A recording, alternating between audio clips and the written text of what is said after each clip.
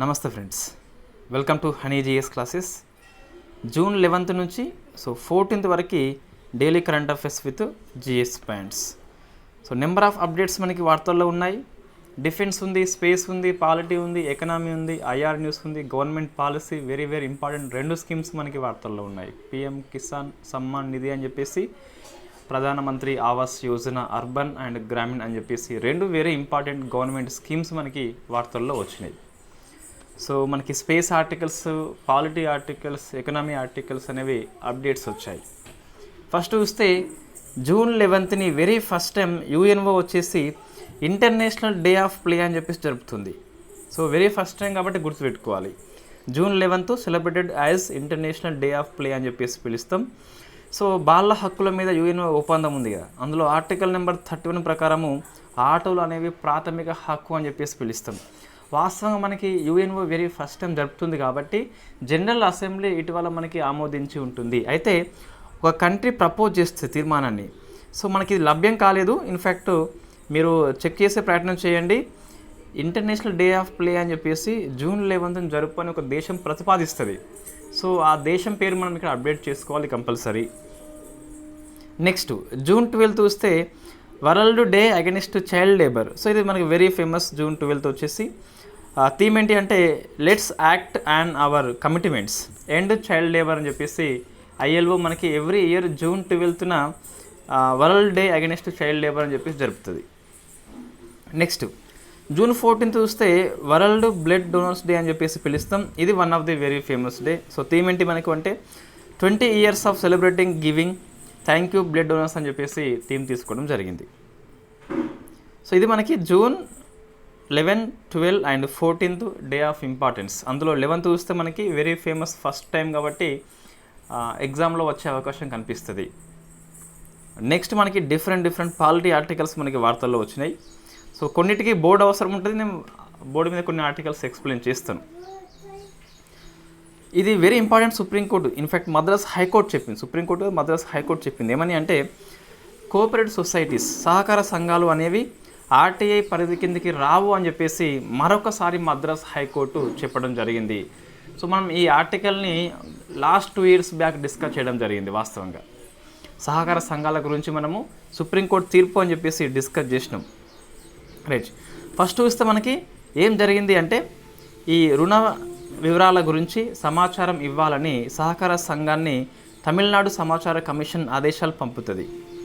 దీన్ని high court కొట్టిపడేస్తుంది. Why? Because సహకార సంఘాలు అనేవి రైట్ టు ఇన్ఫర్మేషన్ యాక్ట్ 2005లో section number 2 sub clause H ప్రకారము పబ్లిక్ అథారిటీ కిందికి రాదు.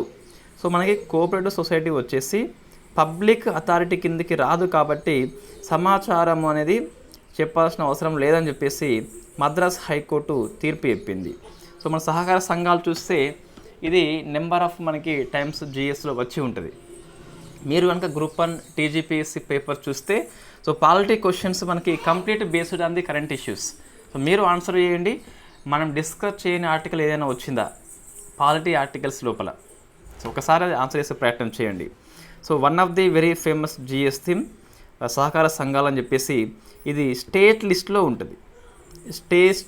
ఉంటుందని చెప్పేసి గుర్తుపెట్టుకోవాలి.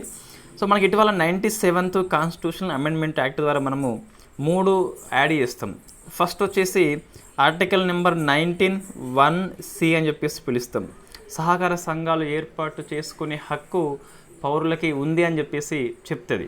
19(1)C అని చెప్పేసి గుర్తుపెట్టుకోవాలి. సహకార సంఘాలని యాడ్ చేస్తుంది మనకు. నెక్స్ట్ డిపిఎస్పి లోపల 43 సబ్ క్లాస్ బి అని చెప్పేసి ఉంటుంది.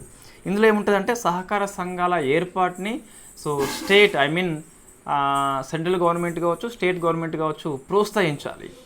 మనకు ఏర్పాటు చేసుకునే హక్కు ఉంది, ప్రభుత్వాలు వచ్చేసి ప్రోత్సాహం ఇవ్వాలని చెప్పేసి 43B చెప్తుంది. నెక్స్ట్ మనకు ఈ 97th కాన్స్టిట్యూషన్ అమెండ్మెంట్ యాక్ట్ ద్వారా మనము పార్ట్ 9B అని చెప్పేసి యాడ్ చేసుకున్నాం. యాడ్ చేసుకుని కొన్ని ఆర్టికల్స్ యాడ్ చేస్తాం. 243ZH నుంచి ZT వరకు అని చెప్పేసి యాడ్ చేస్తాం.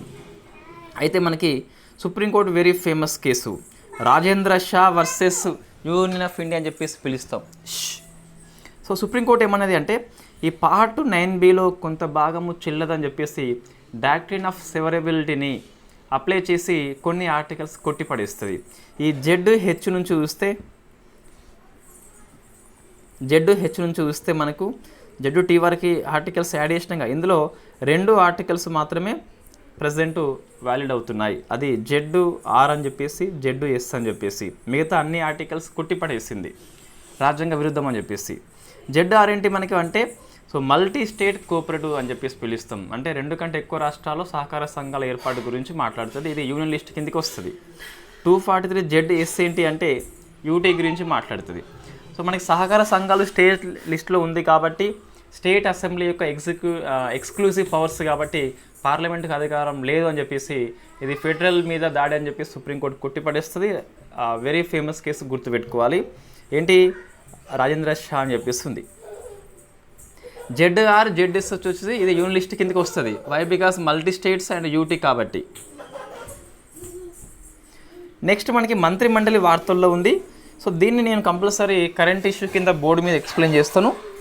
మనం బ్రీఫ్గా చూస్తే మొత్తం 72 మెంబర్స్తోని సో మంత్రిమండలి మనకి ఏర్పాటు అయింది.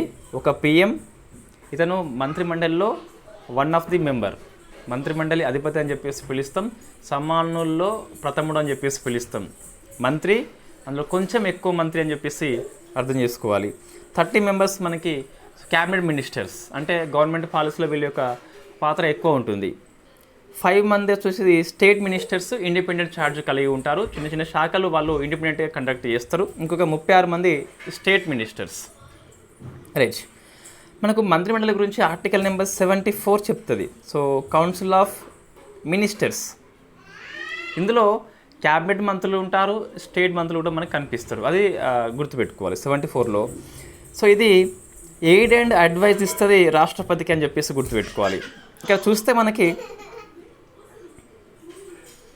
సో 74 ఆర్టికల్ చూస్తే, సో ఆర్టికల్ 74 చూస్తే మనకి కౌన్సిల్ ఆఫ్ మినిస్టర్స్ గురించి మాట్లాడుతుంది. ఇక్కడ చిన్న లాజిక్ ఏంటి అంటే సో కౌన్సిల్ ఆఫ్ మినిస్టర్స్ అనేది ప్రెసిడెంట్ ఆఫ్ ఇండియాకి ఎయిడ్ అండ్ అడ్వైజ్ ఇస్తుంది. అయితే ఈ సలహాని పాటించాలా వద్దా అని చెప్పేసి చూస్తే 3 ఆన్సర్స్ మనకు కనిపిస్తాయి. సో ఫస్ట్ ఆన్సర్ ఏంటి అంటే ఒరిజినల్ కాన్స్టిట్యూషన్లో, మౌలిక రాజ్యాంగం లోపల ఈ కౌన్సిల్ ఆఫ్ మినిస్టర్ యొక్క అడ్వైస్ని పాటించాలా వద్దా అని చెప్పేసి రాజ్యాంగంలో ఉందా? లేదు. సో సైలెంట్ అంటే రాజ్యాంగం మాట్లాడలేదు. Next 42nd constitutional amendment act చూస్తే ఇట్ట సో ఈ సలహా అనేది రాష్ట్రపతి తప్పనిసరిగా పాటించాల్సిందని చెప్పేసి ఇట్ ఈస్ లీగల్ బైండింగ్ అని చెప్పేసి చెప్తుంది. నెక్స్ట్ ఏమంది మనకు అంటే సో 44 అమెండ్మెంట్ యాక్ట్ ద్వారా చూస్తే ఈ సలహాని ఒకసారి వెనక్కి పంపచ్చు అని చెప్పేసి చెప్తుంది. 3 ఆన్సర్స్ ఉన్నాయి మనకి. కౌన్సిల్ ఆఫ్ మినిస్టర్స్ సలహాని రాష్ట్రపతి ఏం చేయవచ్చు అంటే మౌలిక రాజ్యాంగం ప్రకారం చూస్తే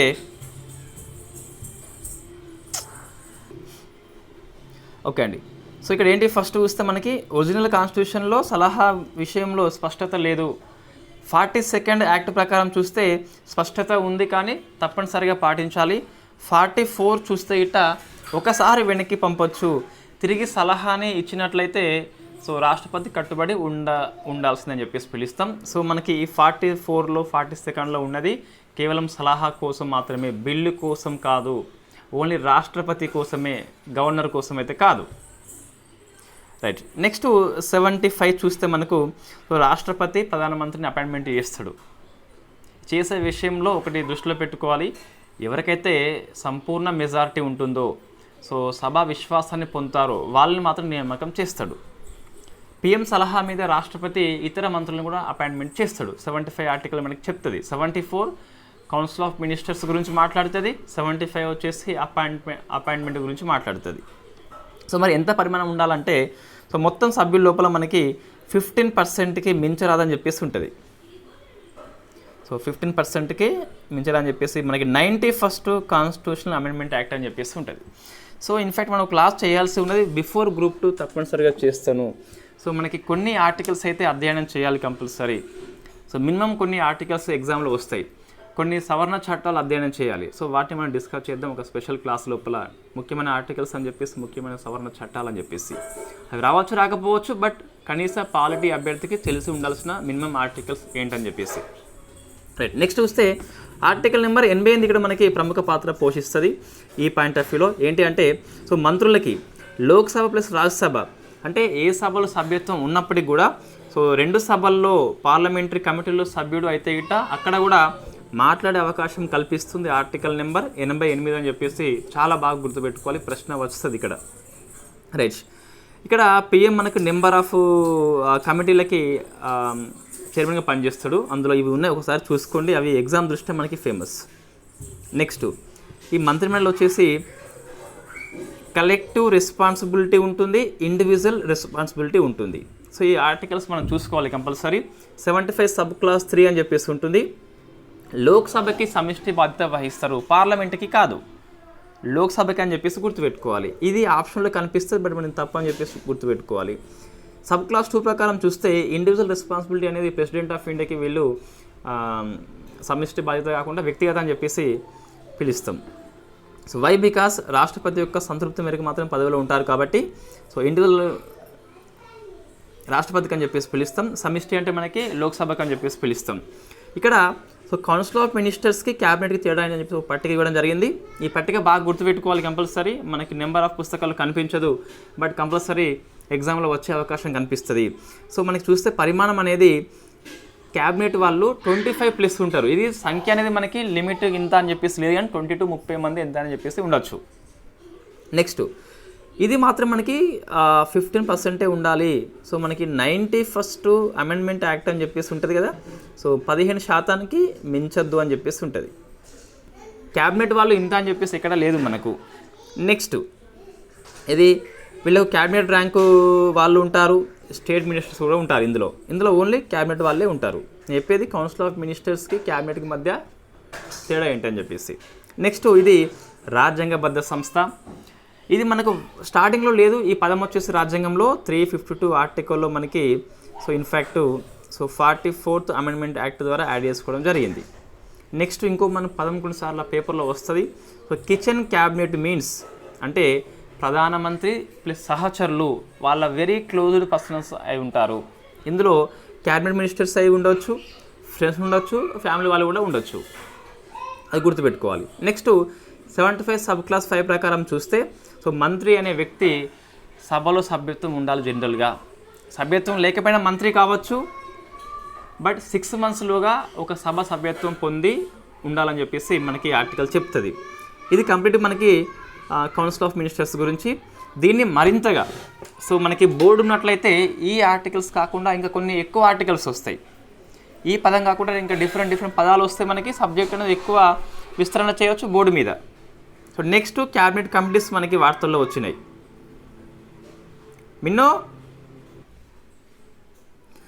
నెక్స్ట్ మనకు క్యాబినెట్ కమిటీ వార్తల్లో ఉంది. ఇది ఎక్స్ప్రెస్లో వచ్చిన కథనం. Not mentioned in constitution of India, రాజ్యాంగంలో లేదు, ఇది ఎక్స్ట్రా కాన్స్టిట్యూషనల్ నేచర్ కలిగి ఉంటుంది. సో మనకి పొలిటికల్ పార్టీ కూడా సేమ్ ఇది ఇటువంటి ఆన్సరే వస్తుంది. మొత్తం మీద 8 ఉన్నాయి. అయితే 2019 కంటే ముందు వాస్తవం 2 ఉండే. ఈ 19 తర్వాత మనకి మొత్తం మీద 8 అని చెప్పేసి ఉన్నది. సంఖ్య నిర్ణయించేది ప్రధానమంత్రి. సో కమిటీ పేరు నిర్ణయించేది ప్రధానమంత్రి, అతని యొక్క ఓన్ డిసిజన్ మీద డిపెండ్ అయి ఉంటుంది. మన మోడీ ప్రకారం చూస్తే మొత్తం 8 అని చెప్పేసి గుర్తుపెట్టుకోవాలి. సో 8 కమిటీల పేర్లు, ఇందులో ఎవరు హెడ్ అని చెప్పేసి చూసుకోవాలి. దాదాపుగా అన్నిటికీ ప్రధానమంత్రి హెడ్ ఉంటాడు, ఎక్సెప్ట్ అకామిడేషన్ అంటే వసతుల కమిటీ అని చెప్పేసి, పార్లమెంటరీ అఫేర్స్ అని చెప్పేసి రెండింటికి మాత్రం మినిస్ట్రీ ఆఫ్ హోమ్ అఫేర్సే ఉంటాడు. అయితే మనం చూస్తే ఇక్కడ పార్లమెంటరీ అఫేర్స్కి మినిస్ట్రీ ఆఫ్ హోమ్ అఫేర్స్ కదా, అకామిడేషన్కి మాత్రము మినిస్ట్రీ ఆఫ్ హోమ్ అఫేర్స్ ఉండొచ్చు, లేదా ఎనీ క్యాబినెట్ మినిస్టర్ అయితే ఉండొచ్చు. గుర్తుపెట్టుకోవాలి కంపల్సరీ. మిగతా వాటికి కంప్లీట్గా పిఎం అని చెప్పేసి చూసుకోవాలి. ప్రశ్న వస్తుంది, నెంబర్ ఆఫ్ టైమ్స్ మనకి cabinet committee on economy affairs అని చెప్పేసి, లేదా అపాయింట్మెంట్స్ కమిటీ అని చెప్పేసి, సెక్యూరిటీ కమిటీ అని చెప్పేసి వస్తుంది. ఇందులో సెక్యూరిటీ కమిటీ అని చెప్పేసి ఉంటుంది కదా, సో అందులో ఎవరు సభ్యులు అని చెప్పేసి ప్రశ్న వచ్చింది. రక్షణ మంత్రి ఉన్నాడు, చెప్పేస్తాడు. సెక్యూరిటీ కమిటీ ఉంది కదా, సో రక్షణ మంత్రి సభ్యుడిగా ఉంటాడు, ఆర్థిక మంత్రి, హోమ్ అండ్ విదేశీ మంత్రి సభ్యులుగా ఉంటారు. ప్రశ్న వచ్చింది ఇంతకుముందు, మళ్ళీ వస్తుంది కంపల్సరీ. నెక్స్ట్ రాష్ట్రపతి యొక్క పార్డనింగ్ పవర్స్ మరొకసారి వార్తల్లో వచ్చినాయి. ఎందుకు వార్తల్లో వచ్చింది అంటే మహమ్మద్ అరీఫ్ అని చెప్పిస్తున్నాడు. ఇతని యొక్క క్షమాభిక్ష పిటిషన్ని రాష్ట్రపతి గారు క్యాబినెట్ సలహా మేరకు తిరస్కరణ చేస్తారు కాబట్టి వార్తల్లో వచ్చింది. సో మనకి కరెంట్ అఫైర్స్ దృష్టి అవసరం లేదు, కానీ జిఎస్ పాయింట్ ఆఫ్ వ్యూలో వెరీ వెరీ ఇంపార్టెంట్. సో మనకు కంపల్సరీ రాష్ట్రపతి యొక్క విచక్షణ అధికారం కాదు, యాక్సెప్ట్ చేయాలన్నా రిజెక్ట్ చేయాలన్నా compulsory aid and advise of the council of ministers. అంటే ఒకసారి రాష్ట్రపతి దగ్గరికి ఈ పిటిషన్ గిట్ట వచ్చినట్లయితే అప్పుడు ఏం చేయాలని చెప్పేసి మంత్రిమండలి సలహా ఇస్తుంది. ఆ సలహా మేరకు మాత్రమే నిర్ణయం చెప్పాల్సిన అవసరం ఉంటుంది. సుప్రీంకోర్టు ఏమన్నది అంటే మారూరామ్ వర్సెస్ యూనియన్ ఆఫ్ ఇండియా కావచ్చు, ధనుంజయ్ కేసు కావచ్చు, మనకి సుప్రీంకోర్టు స్పష్టంగా చెప్పింది క్షమాభిక్ష పిటిషన్ విషయంలో మంత్రిమండలి సలహా మేరకు రాష్ట్రపతి వ్యవహారం చేస్తారు అని చెప్పేసి. ఇవి 2 కేసులు మనం గుర్తుపెట్టుకోవాలి, ప్రీవియస్ పేపర్లో వచ్చినటువంటి క్వశ్చన్స్ అవి. రైట్, చూస్తే మనకి ఇక్కడ మెర్సీ పవర్స్ అని చెప్పేసి పిలుస్తాం. సో ఆర్టికల్ నెంబర్ 72 రాష్ట్రపతికి ఉంటుంది, 161 వచ్చేసి గవర్నర్కి ఉంటుంది. మొత్తం 5 టైప్స్ ఉంటాయి. సో ఇవి మనకి వెరీ ఫేమస్ జిఎస్ థీమ్ ఒకప్పుడు. ప్రజెంట్ చూస్తే గడిచిన 2-3 ఏళ్ళలో ప్రశ్నలు చూస్తే మనకి యూపీఎస్సీ లేదా టీజీపీఎస్సీ ఏపీపీఎస్ చూస్తే ఈ క్వశ్చన్ రావట్లేదు, బట్ మనం ఫోకస్ చేయాలి కంపల్సరీ. సో ఫస్ట్ ఏంటి మనకంటే ఇది రాష్ట్రపతికి, ఇదేమో గవర్నర్కి అధికారం కల్పిస్తుంది, రాజ్యాంగబద్ధమైన అధికారము. It is not judicial power. క్షమాభిక్ష అధికారం అయినప్పటికీ it is not judicial power, it is exclusively executive power with judicial nature. It is the correct word. మనం దీన్ని ఎక్స్ప్లెయిన్ చేయాలి అంటే it is the correct word. It is executive power with judicial nature. అది గుర్తుపెట్టుకోవాలి. ఇది న్యాయ అధికారం కాదు. వై? బికాస్ భారతదేశంలో మనకి న్యాయ వ్యవస్థ అంటూ ఉంటే హైయెస్ట్ కోర్టు అనేది సుప్రీం కోర్ట్ ఆఫ్ ఇండియా మాత్రమే ఉంటుంది. సో ఇక్కడ చూస్తే మనకి ఇన్ఫ్యాక్ట్ లోయర్ కోర్టు ఉంటుంది, higher court, high court, and finally మనకి హైయెస్ట్ అప్పీల్ బాడీ చూస్తే సుప్రీంకోర్టే ఉంటుంది. పైన కోర్ట్స్ లేవు కాబట్టి సో రాష్ట్రపతి యొక్క క్షమాభిక్ష అధికారము అనేది it is not judicial power, it is executive power with judicial nature అని చెప్పేసి గుర్తుపెట్టుకోవాలి. ఆన్సర్ వస్తే అదే విధంగానే వస్తుంది. రైట్, మొత్తం 5 టైప్స్ ఉంటుంది. ఫస్ట్ చూస్తే పార్డనింగ్ అని చెప్పేసి పిలుస్తాం. సో కంప్లీట్గా పూర్తిగా బయటకు పోమని చెప్పేసి, సో ఏ శిక్ష ఉన్నప్పటికీ రద్దు చేస్తుందని కంప్లీట్గా, సో అది పార్డన్ కిందకి వస్తుంది. Next commutation. సో మనకి ఇక్కడ ఏమొస్తుంది, మ్యూటేషన్ అని చెప్పేసి వస్తుంది. అంటే ఏంది, మార్పు అని చెప్పేసి పిలుస్తాం. కంప్లీట్గా 1 టైప్ నుంచి మరొక టైప్కి మనం మారుస్తున్నాము. మరణశిక్ష అయితే జీవిత ఖైదు కావచ్చు, జీవిత ఖైదు అయితే ఒక 10 years అని చెప్పేసి అట్లా మనం కంప్లీట్గా సెంటెన్స్ టైప్నే మారుస్తే మనము కమ్యూటేషన్ అని చెప్పేసి పిలుస్తాం. Next remission. సో నేను కొన్ని కోడ్స్ చెప్తున్నాను ఇక్కడ. సో మనకి ఇక్కడ ఏముంది, రెమిషన్ లోపల మిషన్ ఉన్నది. అంటే మనం ఒక మిషన్ని పెట్టుకున్నప్పుడు సమ్ టైం పెట్టుకుంటాం. సో అంటే టైం అంటే మనకి ఇయర్స్ లోపల వస్తుంది కదా, అంటే 20 years ఉన్నదాన్ని 12 years చేయడము. అంటే రెడ్యూస్ ది టైం మాత్రం మనం మారుస్తున్నాం. శిక్ష యొక్క నేచర్ని మారుస్తలేము, ఒక టైప్లో ఉన్నది మరొక టైప్లోకి మారుస్తలేము. శిక్ష యొక్క కాలాన్ని తగ్గిస్తే మనకి ఇట్లా వస్తుంది. Next respite. ఎస్పీ ఉంది కాబట్టి సో స్పెషల్ లాగా మనకి పలకొచ్చు. స్పెషల్ రీజన్స్ ఉంటాయి, అంటే సో ప్రెగ్నెన్సీ కావచ్చు లేదా పిహెచ్సి కావచ్చు. సో అట్లా మన స్పెషల్ రీజన్స్ కలిగి ఉంటే దాన్ని మనము రెస్పెక్ట్ అని చెప్పేసి పిలుస్తాం. నెక్స్ట్ రెప్రైవ్ అంటే ప్రైవసీ అని చెప్పేసి పిలుస్తాం. సో నాకు ప్రైవసీ కావాలి, మొత్తం అన్నిటినీ పెండింగ్లో పెట్టేస్తా పనులు అని చెప్పేసి, నీ ప్రైవసీ కావాలనుకున్నప్పుడు అన్నిటిని వదిలేస్తాం మనం కంప్లీట్గా. సో అప్పుడు మనం శిక్ష యొక్క దాన్ని మనము పెండింగ్లో ఇన్ఫ్యాక్ట్ డిలే చేసినట్లయితే దాన్ని మనము రెప్రైవ్ అని చెప్పేసి పిలుస్తాం. డిలే చేస్తాం, రద్దు చేయము, డిలే చేస్తాం. ఇప్పుడు మన కారణం ఏమేమి ఉంటుంది, ఇన్ఫ్యాక్ట్ ఇవాళ ఉరిదీయాలి ఒకరిని. సో వాళ్ళ తండ్రి కావచ్చు లేదా తల్లి కావచ్చు అనారోగ్యం బాగా లేకుంటే రిక్వెస్ట్ చేస్తే ఒక రోజు మనకి డిలే చేస్తారు. దట్ ఈస్ కాల్డ్ రిప్రైవ్ అని చెప్పేసి పిలుస్తాం. సో ఇవి మనకు మొత్తం 5 టైప్స్ ఉంటాయి కదా. సో 5 టైప్స్ మనకి ప్రశ్న నెంబర్ ఆఫ్ టైమ్స్ వచ్చింది అంతకుముందు, బట్ గడిచిన 2-3 ఏళ్ళు చూస్తే ప్రశ్నలు వస్తలేవు. నెక్స్ట్ ఇది ప్రశ్న, ఈ రాష్ట్రపతి గవర్నర్కి మధ్య తేడా ఏంటి, ఇది నెంబర్ ఆఫ్ టైమ్స్ మనకైతే వస్తుంది. చూస్తే ముఖ్యంగా డెత్ సెంటెన్స్ విషయంలో తేడా ఉంటుంది. ఏముంటుంది అంటే ఇక్కడ సో గవర్నర్కి సస్పెండ్ చేసే అధికారం కలిగి ఉంటాడు. Yes, it is correct. Remit చేయవచ్చు, కమ్యూట్ చేయవచ్చు, బట్ పార్డనింగ్ అంటే మరణశిక్ష విషయంలో క్షమాభిక్ష అధికారం ప్రసాదించే అధికారం రాష్ట్రపతికి మాత్రమే ఉంటుంది. ఆ నేరం కనుక యూనియన్ లాకి అగెనిస్ట్గా చేసినా, స్టేట్ లాకి అగెనిస్ట్గా చేసినా కూడా రాష్ట్రపతికి అధికారం ఉంటుంది, గవర్నర్కి అయితే ఉండదు. మనకి నెంబర్ ఆఫ్ టైమ్స్ ఇటువంటి ఎగ్జామ్లో తప్పు చేయాలని చెప్పేసి ఏమి ఇస్తారంటే, ఒక వ్యక్తి స్టేట్ లాకి అగెనిస్ట్గా తప్పు చేసినప్పుడు మరణశిక్ష పడితే సో గవర్నర్ యొక్క అధికారం మనకి ఉండదని చెప్పేసి చూసుకోవాలి. స్టేట్ లా అయినప్పటికీ క్షమాభిక్ష అధికారం రాష్ట్రపతికి మాత్రమే ఉంటుంది. నెక్స్ట్ ఈ మిలిటరీ కోర్టు విషయంలో కూడా రాష్ట్రపతికి మాత్రమే తగ్గించే అధికారం ఉంటుంది, కానీ గవర్నర్కి అయితే ఉండదు. ఇది కంప్లీట్ మనకి పార్డనింగ్ పవర్స్ గురించి బ్రీఫ్గా. నెక్స్ట్ ఇది పాలిటీ ఆర్టికల్స్ అయిపోయినాయి. ఈరోజు పాలిటీ ఆర్టికల్స్లో మనకి జిఎస్ పాయింట్సే ఉన్నాయి, కరెంట్ అఫైర్స్ పాయింట్స్ లేవు. అయితే ఒకటి మనం చూసుకోవాలి, ఇది మొత్తం 72 మనకి మంత్రిమండలి ఉంది కదా, విత్ ఇన్క్లూడింగ్ ప్రైమ్ మినిస్టరు. ఆ ప్రశ్న వస్తుందా అండి? దాదాపుగా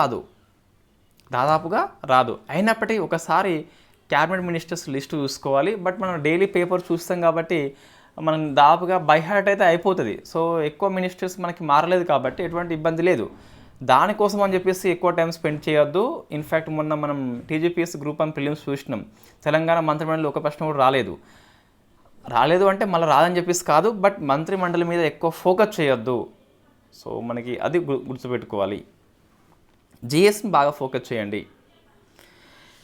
నెక్స్ట్ యూపీఐ మనకి మరొక ఒప్పందం చేసుకుంది. సో ఫోన్పే ఉన్ను పిక్మీ అని చెప్పేసి శ్రీలంక యొక్క యాప్ అది. సో పిక్మీ ఉన్ను ఫోన్పే వచ్చేసి సో ఎందుకోసం ఒప్పందం అంటే UPI payments for Indian tourist in Sri Lanka. ఎవరైతే శ్రీలంకకు టూరిజం పర్పస్ పోతారో సో వాళ్ళు మన ఇండియా ఫోన్ నెంబర్ ఉపయోగించి పిక్మీ అని చెప్పేసి యాప్ని వాళ్ళు తీసుకొని డబ్బులు చెల్లించవచ్చు. సో మన ఫోన్పే ఉన్న వాళ్ళ పిక్మీ అని చెప్పేసి సేమ్ మనకు మొన్న యూపీఐ పేమెంట్స్ కోసం అని చెప్పేసి లంకాపే ఫోన్పే ఒప్పందం చేసుకున్నవి. So LankaPay from Sri Lanka, PickMe from Sri Lanka, PhonePe మాత్రం మనదే. సో ఫోన్పే అంటే ఏంది? One of the UPI app అది. Next world bank India GDP చెప్పింది, ఒకసారి చూసుకోవాలి. ఇది ఫైనాన్షియల్ ఇయర్ 2025లో 6.6 అని చెప్పేసి, నెక్స్ట్ ఇయర్ 6.7 అని చెప్పేసి, ఆ నెక్స్ట్ 6.8 అని చెప్పేసి చెప్పింది. సో ఆర్బీఐ మొన్న 7.2గా మార్చింది. సో దీంతో కంపేర్ చేస్తే కొంచెం తక్కువే కనిపిస్తుంది. రిపోర్ట్ ఏమేంటి మనకు గ్లోబల్ ఎకనామిక్ ప్రాస్పెక్ట్ అని చెప్పేసి రిపోర్ట్ ఇవ్వడం జరిగింది. సో గ్లోబల్ రిపోర్ట్ మనం గుర్తుపెట్టుకోవాలి, వరల్డ్ బ్యాంక్ కాబట్టి ఇండియా అండ్ గ్లోబల్ రిపోర్ట్ గుర్తుపెట్టుకోవాలి. 2.6, 2.7 అని చెప్పేసి ఉన్నది. సో మన 6.6 అయితే గ్లోబల్ది 2.6 ఉంది, 6.7 అయితే 2.7 అని చెప్పేసి ఉంది, 6.8 అయితే నెక్స్ట్ ఇక్కడ లేదని చెప్పేసి గుర్తుపెట్టుకోవాలి. ఇది ఎకనామీ ఆర్టికల్స్ అండి, పెద్దగా అప్డేట్స్ ఇక్కడ ఏమి లేవు మనకు. స్పేస్ చూస్తే మనకు ఇక్కడ మెడ్షాట్ అని చెప్పేసి ఉందిగా, ఇది దీని ఆర్టికల్ కాదు, ఇక్కడ నేను స్కిప్ చేయలేదు, అది మనం డిస్కస్ చేసిన ఆర్టికలే. ఇక్కడ మ్యాటర్ కట్ కాలేదు, ఇది ఈరోజు ఆర్టికల్ కాదు కాబట్టి సో మనకు అట్లా కనిపిస్తుంది. నెక్స్ట్ ఆదిత్య ఎల్1 మరొకసారి వార్తల్లో వచ్చింది. డిఫరెంట్ పెలోడ్స్ మనకి వార్తల్లో వస్తున్నాయి కాబట్టి పెలోడ్స్ గుర్తుపెట్టుకోవాలి. సో మనం ఫస్ట్ చూస్తే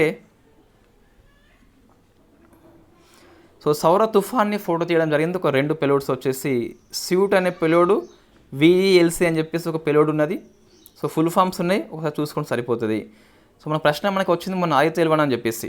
సో 1.5 మిలియన్ కిలోమీటర్ దూరంలో ఉన్నది.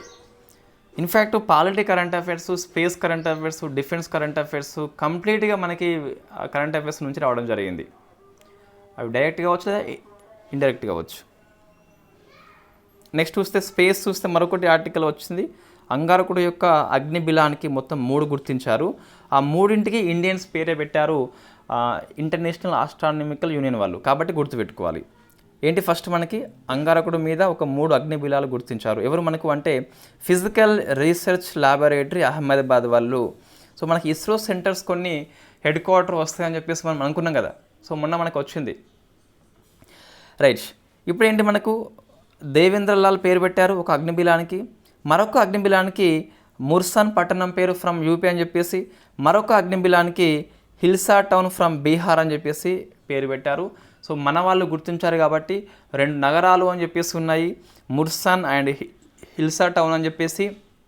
ఒక వ్యక్తి పేరు మనకు కనిపిస్తుంది దేవేంద్రలాల్ అని చెప్పేసి. సో ఐఏయు ఆమోదించింది కాబట్టి వెరీ ఫేమస్, గుర్తుపెట్టుకోవాలి కంపల్సరీ. జస్ట్ ఈ పేర్లు గుర్తుపెట్టుకోవాలి, లేకుంటే ఇటీవల ఐఏయు ఆమోదించిన అంగారకుడిపై అగ్నిబిలానికి పెట్టబడ్డ నగరం పేరు అని చెప్పేసి ఈ నగరం పేరు ఇవ్వచ్చు. నగరం పేరు ఇచ్చి రాష్ట్రాల పేర్లు కూడా మనకి ఇవ్వచ్చు అని చెప్పేసి చూసుకోవాలి. నెక్స్ట్ అగ్నిబాన్ రాకెట్ మనం డిస్కస్ చేసినాం ఆల్రెడీ. ప్రైవేట్ రంగంలో ఇది సెకండ్ది మనకు. విక్రమ్ ఎస్ అని చెప్పేసి ఫస్ట్ ఉంటుంది కదా. సో అగ్నికుల్ సంస్థ దీన్ని రూపొందించింది. It is the 3D print అని చెప్పేసి డిస్కస్ చేసినాం. మరొకసారి ఎందుకు వార్తలు వచ్చిందంటే మనకు నిన్న కాక మొన్న కావచ్చు లేదా ఈరోజు కావచ్చు వసుంధర పేపర్లో మనకి మహిళల పేర్లు ఇస్తారు కదా. అందులో ఈ అగ్నికూల్ లేదా అగ్నిబాన్ రాకెట్ యొక్క ప్రాజెక్టు డైరెక్టర్గా మనకు ఉమా మహేశ్వరి పనిచేసిందట. కాబట్టి మనం అప్పుడు కవర్ చేయలేకపోయినాము. ఇప్పుడు వచ్చింది కాబట్టి ఒకసారి అక్కడ యాడ్ చేసుకోవాలి. రైట్, మనం 5 months కరెంట్ అఫైర్స్ చేసినాం కదా. అందులో అగ్నిబాన్ మనకి ఎక్కడ ఉంటుంది, ప్రైవేట్ రంగంలో అంతరిక్షం అని చెప్పేసి ఉంటుంది కదా. సో అక్కడ మనము అంతరిక్ష రంగంలో ప్రైవేట్ రంగం అని చెప్పేసి ఉంటుంది కదా. ఆ హెడ్డింగ్ కింద మనం దీన్ని యాడ్ చేసుకోవాలి. అగ్నిబాన్ ప్రాజెక్టు డైరెక్టర్గా ఉమా మహేశ్వర్ అని చెప్పేసి పేరు గుర్తుపెట్టుకోవాలి. నెక్స్ట్ వెహికల్ డైరెక్టర్గా శరణ్య అని చెప్పేసి ఉన్నది. మొత్తం చూస్తే ఈ ప్రాజెక్టు మొత్తము వేరు, ఈ అగ్నిబాన్ అనే రాకెట్ వేరు అని చెప్పేసి చూసుకోవాలి. రైట్, ఇది వెహికల్ డైరెక్టర్. మన వెహికల్ మీన్స్ లాంచ్ వెహికల్ ఏంటి, ఇక్కడ మనకి రాకెట్ పేరే కదా. సో అగ్నిబాన్ రాకెట్ డైరెక్టర్గా మనకు శరణ్య పనిచేస్తుంది. సో ఈ ప్రైవేట్ సంస్థ ఏదైతే ఉందో అగ్నికూల్ సంస్థ మొత్తము డిఫరెంట్ రాకెట్స్ ఉంటాయి మనకి. ఈ అగ్నికూల్ సంస్థ యొక్క రాకెట్ లోపల అంతటికీ ఉమామహేశ్వర్ అని చెప్పేసి నాయకత్వం వహిస్తుంది. ఇద్దరు సేమ్ కాదు, ఈమె ఓన్లీ అగ్నిబాన్ రాకెట్కి, ఈమె ఈ అగ్నికూల్ సంస్థ యొక్క వివిధ రాకెట్లు ఏవైతే ఉన్నాయో అన్నిటికని చెప్పేసి చూసుకోవాలి. నెక్స్ట్ డిఫెన్స్ కరెంట్ అఫైర్స్ ఇవి. సో డిఫెన్స్ చూస్తే మనకు జిమ్మెక్స్ వార్తల్లో ఉంది. జపాన్ ఇండియా మారిటైమ్ ఎక్సర్సైజ్ అంటే నెవీ అని చెప్పేసి పిలుస్తాం కదా. సో జపాన్ హోస్ట్ చేస్తుంది. మన ఇండియా నుంచి చూస్తే ఐఎన్ఎస్ శివాలిక్ పోయింది. శివాలిక్ ఏంటి, ఒక యుద్ధ నౌక అని చెప్పేసి ఫ్రిగేట్ అని చెప్పేసి పిలుస్తాం. సో మన రీసెంట్ ఇదే నౌక ఐఎన్ఎస్ శివాలిక్ అని చెప్పేసి రింప్యాక్ పోయింది.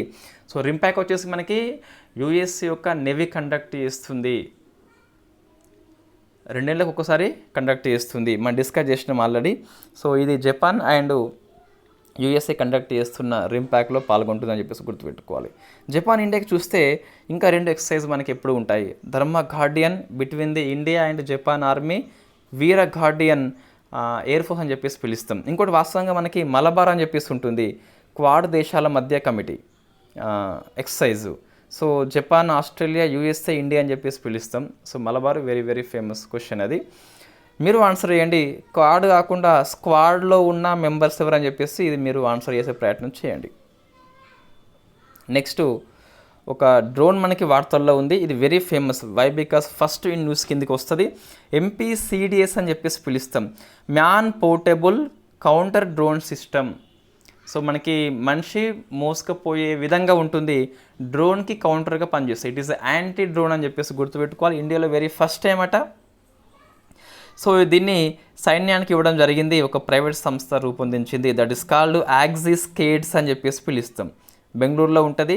సో యాక్సిస్ కేడ్స్ సంస్థ పేరు గుర్తుపెట్టుకోవాలి, MPCDSని గుర్తించింది. నెక్స్ట్ చూస్తే విద్యుత్ రక్షకు ఒక టెక్నాలజీ యూటిలిటీ ఇది.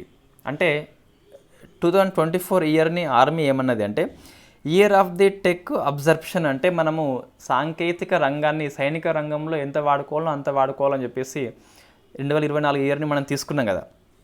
దీనిలో భాగంగా మనకు విద్యుత్ రక్షక అని చెప్పేసి డెవలప్మెంట్ చేయడం జరిగింది. మేజర్ రాజ్ ప్రసాద్ పేరు గుర్తుపెట్టుకోవాలి. దేనికి పనికి వస్తుంది అంటే ఇది integrated generator monitoring control system అని చెప్పేసి పిలుస్తాం. విద్యుత్ రక్షక మీన్స్ మన జనరేటర్ యొక్క నియంత్రణ కోసం అని చెప్పేసి, మానిటరింగ్ కోసం అని చెప్పేసి ఇది పనిచేసే ఒక సిస్టమ్ పేరు మనకి. It is the technical system అని చెప్పేసి గుర్తుపెట్టుకోవాలి.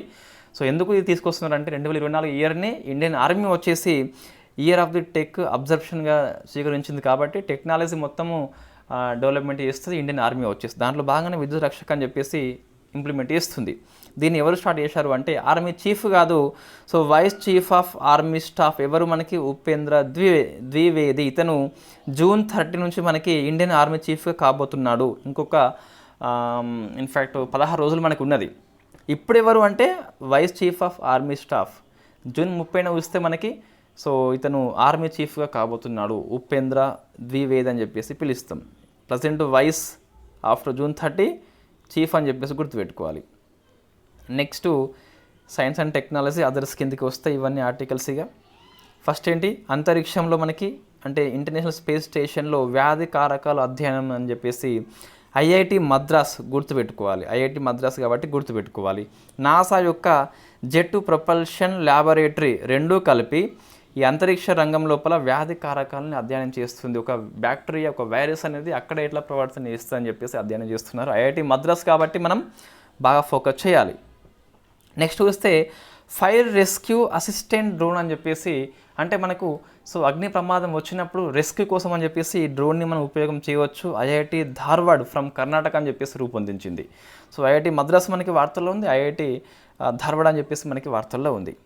నెక్స్ట్ ఏఐ అందగత్తెల పోటీ అని చెప్పేసి, మిస్ ఏఐ అని చెప్పేసి ఇంకా జరగబోతుంది మనకు. దీన్ని ఫ్యాన్ వ్యూ సంస్థ కండక్ట్ చేస్తుంది. Fan view world AI creator awards పేరుతో దీన్ని కండక్ట్ చేస్తుంది. ఇండియా నుంచి ఒక ఏఐ హాజరవుతుంది. ఆమె జరా శతావరి అని చెప్పేసి పిలుస్తాం. గుర్తుపెట్టుకోవాలి, జరా శతావరి అని చెప్పేసి మన ఏఐ బ్యూటీ ఈమె అయితే హాజరవుతుంది ఆ పోటీలకి. టాప్ 10లో వచ్చిందట. అయితే మొత్తము ఈ 4 ఉంటారు దీనిలో, వీళ్ళు ఏమంటారు జడ్జీలు. అందులో 2 వచ్చేసి వాళ్ళు కూడా ఏఐ బ్యూటీసే. వాళ్ళు ఎవరు, ఐతానా లోఫేజ్ అని చెప్పేసి, ఎమిలీ పెల్లిగ్రీన్ అని చెప్పేసి ఉన్నది. వీళ్ళిద్దరూ జడ్జీలు. ఈమె హాజరవుతుంది పోటీలకు ఇండియా నుంచి అని చెప్పి చూసుకోవాలి. నెక్స్ట్ చూస్తే ఒక ఔషధం మనకి వార్తల్లో వచ్చింది, ఎక్స్ప్రెస్లో వచ్చింది కథనం. ఇది ఏంటి, డోనేనే మాబ్ అని చెప్పేసి పిలుస్తాం. ఇది ఆల్జైమర్స్ వ్యాధికి కొత్తదట. దీన్ని ఎలి లిల్లీ అని చెప్పేసి సంస్థ తయారు చేసింది. నాట్ ఇస్ అంత మచ్ ఇంపార్టెంట్. నెక్స్ట్ H9N2 అని చెప్పేసి బర్డ్ ఫ్లూలో ఇది మరొక రకము. H5N1 అని చెప్పేసి ఉంది కదా. ఇది వెస్ట్ బెంగాల్లో కేసు నమోదైంది. ఇది 2వ కేసు మనకి H9N2 యొక్క వేరియంట్ వచ్చేసి. ఫస్ట్ చూస్తే 2019లో మనకి మహారాష్ట్ర లోపల నమోదని చెప్పేసి చూసుకోవాలి. మరి ఇటువంటి జనరల్గా వార్తల్లో వస్తే వ్యాధులు రాష్ట్రాల పేర్లు బాగా ఫోకస్ చేయాలి. అది అరుదైన వ్యాధి అయితే గిట్ట ఫస్ట్ టైం అని చెప్పేసి కూడా చూసుకోవాలి. ఎగ్జామ్ నాడి కంపల్సరీ పట్టుకోవాలి, అప్పుడే మనం తగిన మార్క్స్ అయితే సంపాదించవచ్చు. నెక్స్ట్ అంటే ప్యాటర్న్ బట్టి మన ప్రిపరేషన్ యొక్క స్ట్రాటజీ మార్చుకోవాలి. 2019కి 24కి చాలా మార్పులు వచ్చినాయి ఎగ్జామ్ పేపర్లో, కాబట్టి మన యొక్క ప్రిపరేషన్ అనేది అదే విధంగా ఉండాలి. నెక్స్ట్ మద్యం యొక్క దుష్ప్రభావాలకి చెక్ పెట్టే జెల్ అని చెప్పేసి, అంటే మద్యం మనం సేవించినప్పుడు లివర్ మీద ఎఫెక్ట్ పడకుండా ఈ జెల్ పనిచేస్తుంది. లివర్కి లిక్కర్కి పోరాటం సంభవిస్తే అంతిమంగా విజేత ఎప్పుడైనా లిక్కరే గెలిస్తే లివర్ గెలదు. నువ్వు రోజు గెలుస్తావు అని చెప్పేసి భావిస్తావు, వన్ డే లిక్కర్ గెలిస్తే ఆ రోజు నువ్వైతే ఉండవు. రైట్. దీన్ని స్విట్జర్లాండ్ శాస్త్రవేత్తలు ఆవిష్కరణ చేయడం జరిగింది. వాస్తవంగా ఏమవుతుంది అంటే ఈ మద్యం వచ్చేసి ఎసిటాల్డిహైడ్గా మారకముందే ఎస్టిక్ యాసిడ్గా మారుస్తాడు. దీనివల్ల మనకు మద్యం యొక్క ప్రభావం కాలేమీ చాలా తక్కువ ఉంటుందట. ఇవంతా ఎందుకు, మనం మద్యాన్ని మానేస్తే సరిపోతుంది. ఎటువంటి ఇబ్బంది లేదు, మైండ్కి మానేస్తే గిట్ట చాలా ఎనర్జెటిక్గా చాలా యాక్టివ్గా ఉంటుంది. రైట్. నెక్స్ట్ చూస్తే ఐఐటి హైదరాబాద్ వార్తల్లో వచ్చింది. జపాన్ యొక్క కంపెనీ రెనేసాస్ అని చెప్పేసి పిలుస్తాం. ఈ రెనేసాస్ను ఈ ఐఐటి హైదరాబాద్ వచ్చేసి ఇండియా లోపల సెమీ కండక్టర్ ఇన్నోవేషన్ కోసం అని చెప్పేసి ఒక 3 సంవత్సరాల అవగాహన ఒప్పందం తీసుకోవడం జరిగింది. సెమీ కండక్టర్స్ కాబట్టి గవర్నమెంట్ ఆఫ్ ఇండియా పాలసీలో it is very important policy కాబట్టి గుర్తుపెట్టుకోవాలి. గ్రీన్ హైడ్రోజన్ కానీ, సోలార్ ఎనర్జీ కానీ, ఏఐ ఇన్నోవేషన్ గురించి కానీ, లేదా సెమీ కండక్టర్ పాలసీ గురించి కానీ ఈ 4 క్వశ్చన్స్, లేదా నైబర్హుడ్ ఫస్ట్ పాలసీ, అంటే మన దేశము ఈ నైబర్హుడ్ కంట్రీస్ ఏవైతే ఉన్నాయో, బంగ్లాదేశ్ కావచ్చు, నేపాల్, మయన్మార్, మల్దీవులు, శ్రీలంక, వీటికి ఏవైతే ప్రాజెక్టులు ఇస్తున్నాయో, సహాయం చేస్తున్నాయో, ఈ 5-6 టాపిక్స్ నుంచి ప్రశ్న లేకుండా ఏ పేపర్ ఉండదు. మీరు ఏ పేపర్ అని కంపల్సరీ క్రాస్ చెక్ చేయండి, కంపల్సరీ ప్రశ్న అయితే ఉంటుంది. తెలంగాణ లోపల తెలంగాణ స్కీమ్స్ కానీ, తెలంగాణ అవార్డ్స్ అంటున్నా, అవి కంపల్సరీ ప్రశ్న వచ్చే అవకాశం ఎక్కువగా అనిపిస్తుంది. నెక్స్ట్ ఏఐ స్టీవ్ అని చెప్పేసి మరొకసారి మనకి వార్తల్లో వచ్చింది. ఏంటి మనకి ఏఐ స్టీవ్ వచ్చేసి అంటే యూకే ఎన్నికల్లో పోటీ చేస్తున్న, మనకి పార్లమెంట్ ఎన్నికలు జరగబోతున్నాయి. పోటీ చేయబోతున్న ఏఐ యొక్క పేరు ఏఐ స్టీవ్ అని చెప్పేసి పిలుస్తాం. ఇతను మనకు ఫస్ట్ ఏఐ ఎన్నికల్లో పోటీ చేస్తున్నాడు యూకే లోపల. సృష్టికర్త మనకు స్టీవ్ ఎండకట్. ఏఐ పేరు ఏఐ స్టీవ్, సృష్టికర్త చూస్తే స్టీవ్ అని చెప్పేసి గుర్తుపెట్టుకోవాలి. 2 సేమే మనకు గుర్తుంటాయి ఈజీగా. నెక్స్ట్ ఇంకో వాటిలో మనం ఇక్కడ స్కిప్ చేసినాము. ఆర్సెనిక్ అని చెప్పేసి మనకు ఈ అండర్ గ్రౌండ్ వాటర్లో ఉంటుంది. దీన్ని వడకట్టే పద్ధతిని ఐఐఎస్సి బెంగళూరు వాళ్ళు ఆవిష్కరణ చేయడం జరిగింది. సో నెక్స్ట్ పర్యావరణ అంశాలు మనకు చూస్తే 4 కొమ్ముల జింక అని చెప్పేసి సో ఇక్కడ వీరంగన దుర్గావతిలో ఇది కనిపించింది కాబట్టి కొంచెం అరుదైనది. మనకి 4 కొమ్ముల జింక అంటే అరుదైనది కాబట్టి ఒకసారి చూసుకోవాలి. మనకి మధ్యప్రదేశ్ రాష్ట్రంలో ఉంటుంది. ఇన్ఫ్యాక్ట్ ఇది మనం డిస్కస్ చేసిన ఆర్టికలే. అయితే మనకి మొత్తం 55 టైగర్ రిజర్వ్ ఉన్నాయి. సో 55 ఉన్నాయి. 55 ఏంటి మనకు అంటే లెక్క ప్రకారం వాస్తవంగా వీరంగన దుర్గావతి కావాల్సి ఉండే. 54 వచ్చేసి ధోల్పూరు కరౌలి అని చెప్పేసి కావాల్సి ఉండే ఫ్రమ్ రాజస్థాన్. అయితే ఎన్టీసీవే వెబ్సైట్లో వెరీ ఫేమస్ మనకి టైగర్ రిజర్వ్ గురించి ఇట్ ఈస్ అథెంటిక్ వెబ్సైట్. దీంట్లో చూస్తే ఇది ఉల్టా ఉంటుంది మనకు. సో 54 వచ్చేసి దుర్గావతి ఉంటుంది, 55 వచ్చేసి ధోల్పూర్ ఉంటుంది. కాబట్టి మనం అట్లనే చదువుకోవాలి. సో వాస్తవంగా మరి ఏమైంది, మనం తప్పు చెప్పినామంటే కాదు. ఒకసారి మనం చూస్తే అంతకుముందు పేపర్లో వచ్చిన క్లిప్స్ చూస్తే ఇది సెప్టెంబర్లో మనకి ఏమొచ్చింది, దుర్గావతి టైగర్ రిజర్వ్ అని చెప్పేసి వచ్చింది. ఇది 55 అని చెప్పేసి చెప్పవచ్చు సెప్టెంబర్ కాబట్టి. ఆగస్టులో ఏమొచ్చింది మనకు అంటే ఈ ఆగస్టులో 54 అని చెప్పేసి ధోల్పూర్ వచ్చింది. ఇవి 2 పేపర్ క్లిప్సే, not other private websites. So ఇది ఆగస్టులో ఉన్నది మనకు. It is August news 54. ఇదేమో 55 అని చెప్పేసి ఉండే, ఇది సెప్టెంబర్ న్యూస్. కాబట్టి ఇది ముందు కదా. బట్ మనకి ఎన్టీసీఏ అనేది ఒకేసారి వాళ్ళు ఏం ఇస్తున్నారంటే ఇప్పుడు 56 వచ్చినాక 50 ఏంటంటే ఎన్టీసీఏ ఇస్తలేదు. మన పేపర్లో ఏమొస్తుందంటే భారతదేశంలో 56వ టైగర్ రిజర్వ్గా ఎన్టీసీఏ ఆమోదం అని చెప్పేసి వస్తుంది పేపర్లో, కంపల్సరీ పేపర్లో వస్తుంది. సో అప్పుడు మనం 56 అని చెప్పేసి రాసుకుంటాం కదా. 57 అని చెప్పేసి మరొకటి ఇంకో 1 మంత్కి వస్తుంది. ఎన్టీసీఏ వాళ్ళు ఏం చేస్తున్నారంటే 2-3 అయిపోయినాక అప్డేట్ చేసే క్రమంలో ఇది 56 అటు పోతుంది, ఇది ఇటు వస్తుంది. It is not my fault, it is the NTCA website fault. Proof ఏంటి, మీరు పేపర్లో సెర్చ్ చేయండి. సెప్టెంబర్లో వీరంగన వస్తుంది, ఆగస్టులో ధోల్పూర్ వస్తుంది వాస్తవంగా మీకు. రైట్. ఇంకోటి ఈ వీరంగన మనకి ఏర్పాటు చేసినప్పుడు అందులో పేపర్లో ఏమొచ్చింది, మనం అప్పుడు ఆ రోజు మనం డిస్కస్ చేసినాం మనం వాస్తవంగా. ఇన్ఫ్యాక్ట్ ఇండియాలో అతిపెద్ద టైగర్ రిజర్వ్ అని చెప్పేసి వచ్చింది. మనం అప్పటికే డౌట్ కొద్ది దాన్ని ఎక్స్ప్లెయిన్ చేసినాం. ఇది ఎంత ఉన్నది అంటే విస్తీర్ణం మనకి 2399 అని చెప్పేస్తుంటుంది. ఇక్కడ తప్పించింది కానీ వీడు. సో వాస్తవంగా ఎందుకంటే పెద్దది మనకి నాగార్జున సాగర్ అని చెప్పేసి ఇంకా పెద్దగా ఉంటుంది. అది మనం ఏం తీసుకోవాలి అంటే ఇప్పటికైతే మీరు సో నాగార్జున సాగర్ శ్రీశైలం టైగర్ రిజర్వే పెద్దది తీసుకోవాలి. ఇది కాదని చెప్పేసి చూసుకోవాలి. పేపర్లో వచ్చింది కానీ it is not correct data. Right, ఇది క్లియర్ అండి. 54 ఏంటి, 55 ఏంటి, పేపర్లో వచ్చిన ప్రకారం వేరే ఉంది, ఎన్టీసీ వెబ్సైట్లో వేరే ఉంది. అతిపెద్దది ఏంటి, దుర్గావతి కాదని చెప్పేసి చూసుకోవాలి.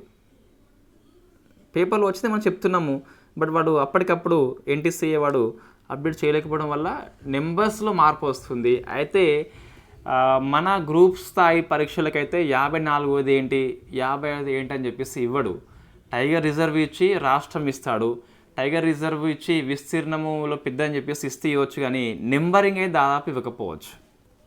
సో నెక్స్ట్ మరొక ఇంపార్టెంట్ రిపోర్ట్ వార్తల్లో వచ్చింది. గ్లోబల్ కార్బన్ ప్రాజెక్టు వాళ్ళు రిపోర్ట్ ఇవ్వడం జరిగింది. ఎన్టీఓ నైట్రస్ ఆక్సైడ్ యొక్క ఎమిషన్స్ విషయం రిపోర్ట్ వచ్చింది. అయితే నాకు తెలిసి ఎన్టీఓ విషయంలో ఫస్ట్ రిపోర్ట్ అయి ఉంటుంది. రైట్, CO2 ఎమిషన్స్ రిపోర్ట్ ఉంది, మీథేన్ ట్రాకర్ రిపోర్ట్ ఉంది. బట్ ఎన్టీఓ మనకి 3rd number of greenhouse గ్యాసెస్లో వస్తుంది ఇది. సో ఫస్ట్ గ్లోబల్ వార్మింగ్కి CO2 ఎక్కువ కారణము, సెకండ్ వచ్చేసి మీథేన్ కారణము, సో 3rd వచ్చేసి నైట్రస్ ఆక్సైడ్. దీని యొక్క ఎమిషన్స్ మీద మనకి గ్లోబల్ కార్బన్ రిపోర్ట్ రావడం జరిగింది. చూస్తే మనకి రిపోర్ట్లో ఏమున్నది అంటే సో ఇక్కడ 1980-2020 మధ్య N2O ఉద్గారాలని చెప్పేసి ఎమిషన్స్ 40% పెరిగినాయట. 100 వచ్చేటి 140 వస్తున్నాయి. అతిపెద్ద ఉద్గారణి అంటే చైనా అని చెప్పేసి, సెకండ్ ఇండియా, 3rd USA అని చెప్పేసి ఉంది. సో ఇండియా కాబట్టి మనకి ఫస్ట్ 3 గుర్తుపెట్టుకోవాల్సింది కంపల్సరీ. ఎన్టీఓ సోర్స్ ఏంటంటే మనకి గడిచిన 10 years కంపేర్ చేస్తే 74% ఎన్టీఓ ఉద్గారాల్లో మనకి ఇన్ఫ్యాక్ట్ నత్రజని ఎరువులు అని చెప్పేసి ఉన్నాయి. నెక్స్ట్ జంతు సంబంధిత ఫెర్టిలైజర్ అని చెప్పేసి ఉన్నది. సో వీటి కారణంగానే మనకి ఎక్కువ వస్తుందట ఎన్టీఓ వచ్చేసి. ఎరువులలో మనకి 2 types ఉంటాయి ఇక్కడ. సో ఈ 2 types ఎరువుల కారణంగానే ఎక్కువ ఎన్టీఓ బయటకైతే వస్తుందట, 74% అని చెప్పేసి రిపోర్ట్ ఇవ్వడం జరిగింది. సో ఇక్కడ గుర్తుపెట్టుకోవాలి, కార్బన్ డైఆక్సైడ్ CO2 తర్వాత అతి ముఖ్యమైన GHG అంటే గ్రీన్ హౌస్ గ్యాస్ అంటే N2O అని చెప్పేసి పిలుస్తాం. N2O మనం లాఫింగ్ అని చెప్పేసి పిలుస్తాం, అంటే మనకు అది పీల్చినప్పుడు నవ్వే గుణం కలిగి ఉంటాం అని చెప్పేసి పిలుస్తాం. మనకు సినిమాలో వస్తుంది సై అని చెప్పేసి సినిమా ఉంటుంది, నితిన్ సినిమా, అందులో మనకు అనిపిస్తుంది. It is called laughing gas. ఇవన్నీ పేపర్ క్లిప్స్ ఇన్ఫ్యాక్ట్ ప్రూఫ్ కోసము 54, 55 ఏంటని చెప్పేసి. ఈ క్లిప్లో ఉన్న తప్పండి, NTCలో ఉన్నది కరెక్ట్ మనకి. రైట్. నెక్స్ట్, కెన్యా మనకు ఇండియా కాకుల్ని చంపేస్తుందట. ఎందుకోసం అంటే ఇండియా కాకి వచ్చేసి కెన్యా లోపల ఇన్వాసివ్ ఏలియన్ బర్డ్స్, అంటే అది స్థానిక జీవి కాదు, ఇక్కడ నుంచి ఎక్స్పోర్ట్ చేసిన మనము అక్కడ ఈ కాకి వచ్చేసి అక్కడ స్థానికమైన పక్షులకు ఇబ్బంది కలిగిస్తుందట, కాబట్టి చంపేస్తామని చెప్పేసి కెన్యా చెప్పింది. సో ప్రశ్న వస్తుందంటే ఏ కంట్రీ అని చెప్పేసి ప్రశ్న వస్తుంది కంపల్సరీ. ఇన్వాసివ్ ఏలియన్ స్పీస్ అంటే మనకి ఆ స్థానికంగా అటువంటి జాతి లేదు, కొత్తగా పరిచయం చేస్తే ఉన్న జాతి మొత్తాన్ని ఇది ఆక్రమిస్తుంది. దట్ ఈస్ కాల్డ్ ఇన్వాసివ్ అని చెప్పేసి పిలుస్తాం. నెక్స్ట్, ఇది హిస్టరీ కిందికి వస్తుంది. 2 పేర్లు మార్పుని గవర్నమెంట్ ఆఫ్ ఇండియా ఆమోదించినది. జోషిమఠ్ పేరుని జ్యోతిర్మఠ్గా, కోసియా కుటోలి పేరుని పరగాణశ్రీ కంచిధామ్గా ఆమోదించింది. సో మనకి ఇక్కడ చూస్తే ఇన్ఫ్యాక్ట్ జోషిమఠ్ హిస్టరీలో very very important point. In fact 4 మఠాలు ఉంటాయి మొత్తం మనకు, శంకరాచార్య వారి మఠాలు. అందులో 4th వచ్చేసి మనకి జ్యోతిర్మఠ్ ఉంది కదా, సో ఇది గుర్తుపెట్టుకోవాలి. ద్వారకా అని చెప్పేసి ఉన్నది, పూరి అని చెప్పేసి ఫ్రమ్ ఒడిషా, శృంగేరి అని చెప్పేసి ఫ్రమ్ కర్ణాటక అని చెప్పేసి చూసుకోవాలి. 4 మఠాల్లో ఇది one of the famous. Chardham Yatra వేరు, ఇవి శంకరాచార్యులు అని చెప్పేసి గుర్తుపెట్టుకోవాలి. సో నెక్స్ట్ వచ్చేసి ట్రైబ్స్ వార్తల్లో ఉంది. సత్నామి తెగ అని చెప్పేసి వార్తల్లో ఉంది. ఇన్ఫ్యాక్ట్ ఎందుకు వార్తల్లో వచ్చిందంటే వీళ్ళు చాలా పవిత్రంగా భావించే జైతు కాము అని చెప్పేసి పిలుస్తాం, ఇది స్తూపమట. సో దీన్ని కొంతమంది దుండగులు అపవిత్రం చేస్తే CBI దర్యాప్తు చేయమని చెప్పేసి వీళ్ళు రిక్వెస్ట్ చేస్తున్నారు. సో కాబట్టి ఆ తెగ పేరు మనం గుర్తుపెట్టుకోవాలి, రాష్ట్రం పేరు గుర్తుపెట్టుకోవాలి. నెక్స్ట్, హీట్ వేవ్ వార్తల్లో వచ్చింది. ఇది మనం ఇంతకుముందు లాస్ట్ ఇయర్ కరెంట్ అఫైర్స్లో డిస్కస్ చేసిన వాస్తవంగా. మరొకసారి వార్తల్లో వచ్చింది. నోటిఫైడ్ డిజాస్టర్గా చేయమని చెప్పేసి చాలా రాష్ట్రాలు కోరుతున్నాయి. వై? బికాస్ మనకి హీట్ వేవ్ కారణంగా వడదెబ్బ చాలా మందికి వస్తుంది కాబట్టి. సో దీన్ని ఎవరు ఇన్ఫ్యాక్ట్ మనకు ఇది ఇన్ఫ్యాక్ట్ NDRF ఉందిగా. సో NDRFలో మనకి ఇంతవరకు చూస్తే కేవలము 12 రకాలు మాత్రమే విపత్తులు నోటిఫై చేయడం జరిగింది. నోటిఫై చేసే లాభం ఏంటి అంటే NDRF నుంచి ఫండింగ్ వస్తుంది ఇబ్బంది అయినప్పుడు, SDRF నుంచి ఫండింగ్ వస్తుంది. So state fund and national fund 2 వస్తాయి మనకు. ఎప్పుడైనా గుర్తుపెట్టుకోవాలి, SDRFలో పూర్తి ఫండ్ అయిపోయాక మనం NDRF నుంచి ఉపయోగించుకోవచ్చు నోటిఫైడ్ డిజాస్టర్ అయితే గిట్ట. ఇది కాదు కాబట్టి మనం ఉపయోగించుకోలేకపోతున్నాం. ఒక డాటా మనకి ఇక్కడ ఏముంది అంటే 2023 సంవత్సరం మొత్తం కంపేర్ చేస్తే గిట్ట 2 రాష్ట్రాలు మాత్రమే, ఓన్లీ 2 స్టేట్స్ మాత్రమే NDRF నుంచి డబ్బు రాయడం జరిగింది. అవి HP అండ్ సిక్కిం అని చెప్పేసి పిలుస్తాం. రైట్. మొత్తం మీద ఇప్పుడు ఎందుకోసం అంటే నష్టపరిహారం ఇవ్వాలన్నా, ఉపశమనం అందించాలన్నా కంపల్సరీ ఈ హీట్ వేవ్ని డిజాస్టర్గా డిక్లేర్ చేస్తేనే పాసిబిలిటీ ఉంటుంది. డిక్లేర్ చేస్తలేము కాబట్టి వాళ్ళు స్థానికంగా ఎంతో కొంత డబ్బులు ఇస్తున్నా తప్పించి చట్టబద్ధంగా ఎటువంటి హామీ అయితే లేదని చెప్పి చూసుకోవాలి. సో మనకి మొత్తం 12 ఉన్నాయి కదా, పేర్లు చూసుకోవాలన్నా కంపల్సరీ గుర్తుపెట్టుకోవాలి కంపల్సరీ. సైక్లోన్, డ్రాట్ అని చెప్పేసి, ఎర్త్క్వేక్ అని చెప్పేసి, ఫైర్, ఫ్లడ్, సునామీ అని చెప్పేసి, హెయిల్ స్ట్రామ్ అని చెప్పేసి, land slide, అవలాంచే, cloud bust, pest attacks and cloud waves, ఇవన్నీ కలిపి మొత్తం 12 ఉన్నాయి కదా. ఈ 12ని 13 చేయమని చెప్పేసి రాష్ట్రాలు కోరుతున్నాయి.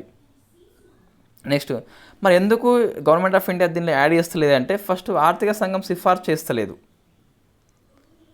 వై? బికాస్ ఇంకేమనేది అంటే ఇది స్థానిక విపత్తుగా ఆయా రాష్ట్రాలు ప్రకటించుకోవచ్చు, 10% వరకు వినియోగించుకోవచ్చు.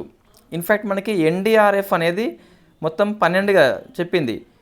12లో లేకపోయినప్పటికీ SDRF నుంచి 10% ఫండింగ్ తీసుకోవచ్చు అని చెప్పింది.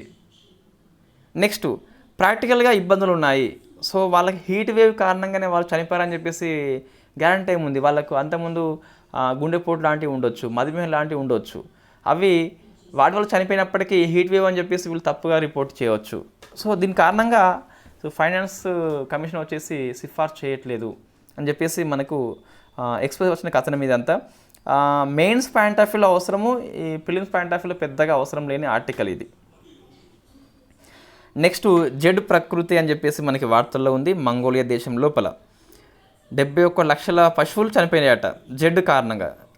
అంటే ఏంది, సో తీవ్రమైన అనావృష్టి తర్వాత వెంటనే చల్లగా అయిపోతుంది, సో దాన్ని మనము జెడ్ అని చెప్పేసి పిలుస్తామట. సో అనావృష్టి వచ్చి వెంటనే శీతల ప్రాంతంగా మారిపోతుంది, దీని కారణంగా నెంబర్ ఆఫ్ యానిమల్స్ చనిపోయాయట. సో యానిమల్స్ వచ్చేసి మంగోలియా లోపల ఈ ఖనిజాల తర్వాత రెండవ పాత్ర పోషిస్తుంది ఎక్స్పోర్ట్స్ విషయంలో. కాబట్టి మంగోలియా దేశానికి ఇబ్బంది అని చెప్పేసి మనకి వార్తల్లో వచ్చిన ఆర్టికల్స్ ఇది. సో జెడ్ ప్రకృతి వైపరీత్యం అనేది మంగోలియా కంట్రీ అని చెప్పేసి, పశువుల ఎఫెక్ట్ అని చెప్పేసి గుర్తుపెట్టుకోవాలి, సరిపోతుంది. నెక్స్ట్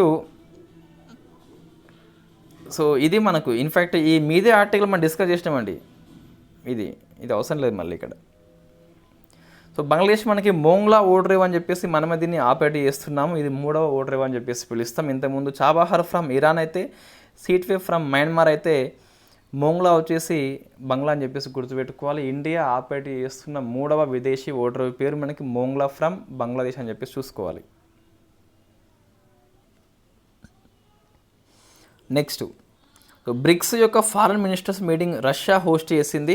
ఇన్ఫ్యాక్ట్ 2024 జనవరి 1 నుంచి మనకి రష్యానే చైర్పర్సన్ ఉంది కాబట్టి బ్రిక్స్ మీటింగ్స్ 24 ఇయర్లో మొత్తం రష్యానే కండక్ట్ చేస్తుంది. అయితే ఇప్పుడు ఇంపార్టెంట్ ఏంటంటే మన బ్రిక్స్ విస్తరణ అనంతరము 24 నుంచి అమల్లోకి వచ్చింది కదా, సో ఇది ఫస్ట్ మీటింగ్ కాబట్టి కొంచెం ఫేమస్ అన్నట్టు. ఈ మీటింగ్లో మనకి మెంబర్స్ వచ్చేసి కొత్తగా వచ్చిన వాళ్ళు అంటే Brazil, Russia, India, China, South Africa కాకుండా Ethiopia, Iran, Egypt, Saudi Arabia, UAE కూడా రావడం జరిగింది. అవి 5 కొత్త దేశాలు మనకి. సో మరి అంశాలు ఏంటి అంటే పరోస్కి సపోర్ట్ చేయడం జరిగింది. What is the meaning of PAROS అంటే prevention of an arms race in outer space, అంటే బాహ్య అంతరిక్ష రంగంలో ఆయుధాలు ఉండొద్దు అని చెప్పేసి, పీస్ఫుల్గా ఉండాలని చెప్పేసి ఈ పరోస్ అని చెప్పేసి యూఎన్ తీర్మానం ఇది. దీన్ని బ్రిక్స్ కంట్రీస్ సపోర్ట్ చేస్తున్నాయట, అదే మనకి వార్తల్లో ఉంది. అవుటర్ స్పేస్ని యుద్ధ రంగానికి వాడుకోవద్దని చెప్పేసి యుఎన్ తీర్మానం చేసింది, పరోస్ అని చెప్పేసి పిలుస్తాం. నెక్స్ట్ ఇది ఈ Israel versus Iran, so Israel versus Hamas,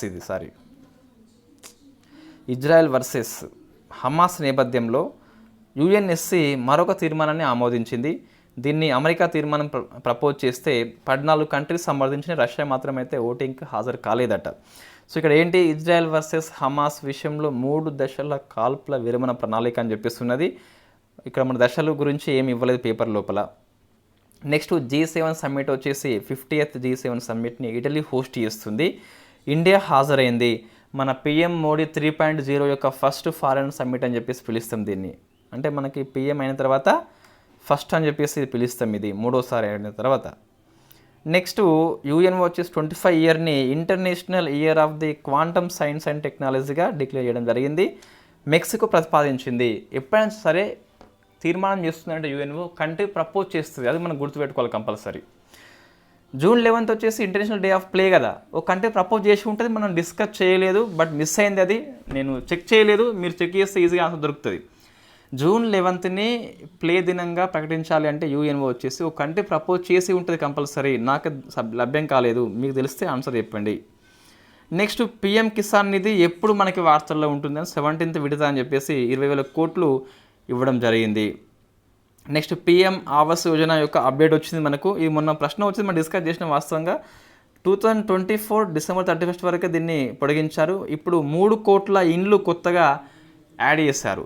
ఈ 3 కోట్ల విషయంలో గ్రామీణ పేదలకి ప్రధానమంత్రి ఆవాస్ యోజన గ్రామీణ వచ్చేసి 2 కోట్ల ఇండ్లు, అర్బన్ ఏరియాకి 1 crore అని చెప్పేస్తున్నది. ఈ స్కీమ్ మనం డిస్కస్ చేసినాం ఇంతకుముందు నెంబర్ ఆఫ్ టైమ్స్. ఒకసారి చూసుకోండి, గ్రామీణ వేరు, అర్బన్ వేరు. గ్రామీణంలో మనకి ఏ మినిస్ట్రీ కండక్ట్ చేస్తుంది, అర్బన్లో ఏ మినిస్ట్రీ కండక్ట్ చేస్తుంది, ఎంత సహాయం అందిస్తున్నారు, ఎవరు లబ్ధి అని చెప్పేసి ఇక్కడ రాయడం జరిగింది. ఒకసారి చూసుకోండి. ఇక్కడ రైటింగ్ కొంచెం మంచిగా రాలేదు, ఫాస్ట్ రాయడం జరిగింది. ఇక్కడ చూస్తే ఆవాస్ యోజన అర్బన్ లోపల పట్టణ ప్రాంతంలో పేదలకి సో ఇది ఇస్తారు అట. సమ్ కేటగిరీస్ ఉన్నాయి మనకి. ఈడబ్ల్యూఎస్ వాళ్ళకేమో 3 లక్షలు ఉంటే, లో ఇన్కమ్ గ్రూప్స్ వాళ్ళేమో 3 lakhs నుంచి 6 lakhs వరకు ఉన్నారు. మిడిల్ ఇన్కమ్ గ్రూప్స్ 1లో 12 lakhs వరకు ఉన్నా కూడా ఇస్తారట. వాళ్ళు ఓ కేటగిరీ కింద ట్రీట్ చేసి కొద్దిగా తక్కువ సహాయం ఇస్తారన్నట్టు. మిడిల్ ఇన్కమ్ గ్రూప్ 2 అని చెప్పేసి 18 లక్షల వరకు ఉన్నా కూడా ఈ ఆవాస్ యోజన కింద ఇల్లు కట్టుకోవచ్చు. డిఫరెంట్ కేటగిరీస్ ఉన్నాయి మనకి. గ్రామీణంలో ఇన్ని కేటగిరీస్ లేవు.